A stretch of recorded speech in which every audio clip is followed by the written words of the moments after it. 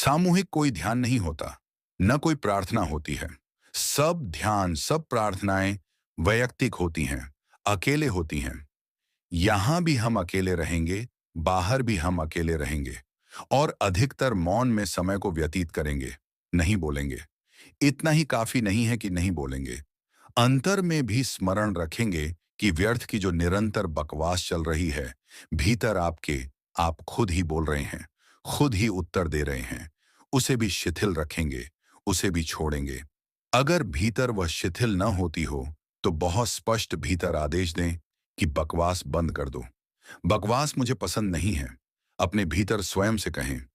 यह भी मैं आपको कहूं कि साधना के जीवन में अपने से कुछ आदेश देना बहुत महत्वपूर्ण है। कभी आदेश देकर देखें, अकेले में बैठ जाएं और अपने मन को कह दें कि बकवास बंद, मुझे यह पसंद नहीं है। और आप हैरान होंगे कि एक झटके से बातचीत भीतर टूटेगी। 3 दिन स्मरण पूर्वक भीतर आदेश दे दें कि बातचीत मुझे नहीं करनी है।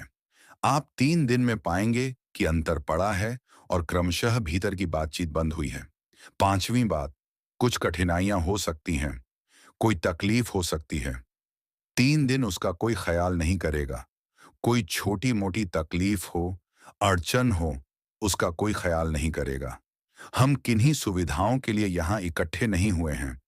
अभी अभी मैं एक चीनी साध्वी का जीवन पढ़ता था। वह एक गांव में गई थी। उस गांव में थोड़े से मकान थे। उसने उन मकानों के सामने जाकर, सांझ हो रही थी, रात पड़ने को थी, वह अकेली साध्वी थी। उसने लोगों से कहा कि मुझे घर में ठहर जाने दें। अपरिचित स्त्री। फिर उस गांव में जो लोग रहते थे, वह उनके धर्म के मानने वाली नहीं थी। लोगों ने अपने दरवाजे बंद कर लिए।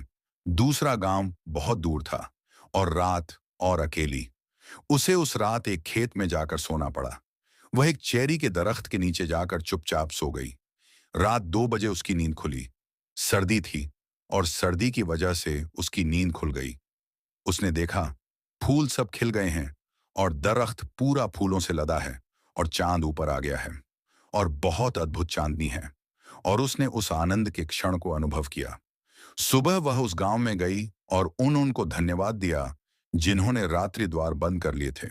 और उन्होंने पूछा, काहे का धन्यवाद? उसने कहा, तुमने अपने प्रेमवश, तुमने मुझ पर करुणा और दया करके रात अपने द्वार बंद कर लिए, उसका धन्यवाद। मैं एक बहुत अद्भुत वृक्ष को उपलब्ध कर सकी।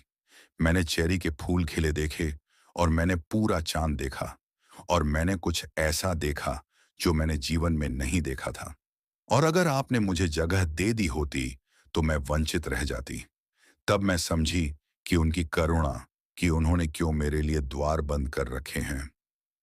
ये एक दृष्टि है, एक कोण है।